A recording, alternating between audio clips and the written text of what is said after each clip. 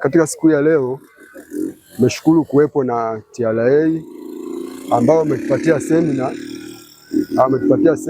ya elimu kwa mlipa kodi, lakini sio mlipa kodi tu, pia na wanaotumia forodha kuweza kupeleka bidhaa nje au kuleta nchini.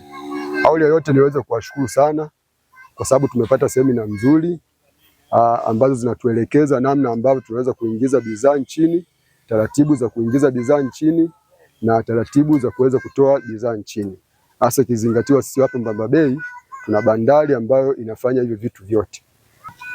Lakini pia tuwashukuru kwa wale ambao wamepita pia madukani, wametoa elimu namna ambavyo watu wanaweza wakalipa kodi kwa kupenda kodi ambayo wanaweza wakalipa bila shuruti, na tukijua kwamba tunapolipa kodi ndipo tunaleta maendeleo katika nchi yetu. Wakati fulani tumekuwa tukidanganyana kwamba pesa analeta mtu fulani, lakini pesa tunatoa sisi wenyewe wananchi ili kuweza kujenga taifa letu.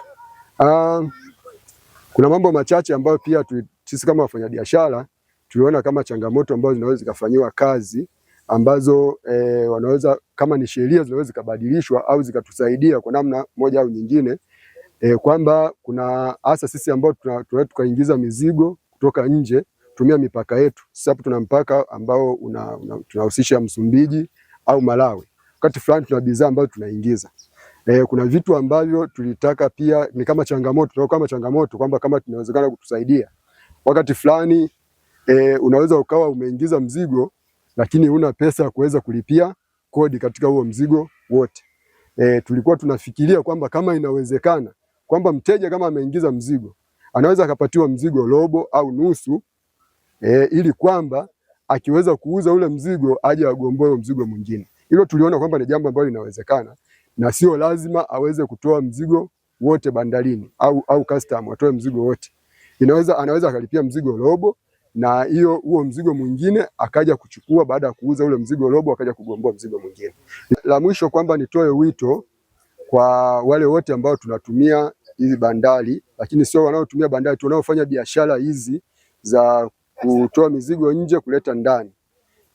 Tumejifunza kwamba au tumeelimishwa kwamba katika siku ya leo kwamba kuna athari ambazo tunaweza tukazipata kwa kupitisha njia tofauti na bandarini. Hasara hizo ni kwamba moja, kiafya.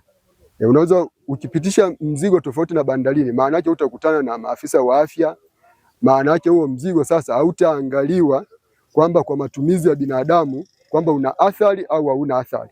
Kwa hiyo kiafya unaweza ukatokea hasara kubwa, kwa sababu unaweza ukaingiza mzigo ambao si vizuri kwa afya ya mtu kuweza kuutumia. Lakini utakapopita bandarini, maafisa afya wataangalia na taratibu zingine zitafanyika ili kwamba kuhalalisha huo mzigo kwamba upo kwenye viwango vya kutumiwa na binadamu.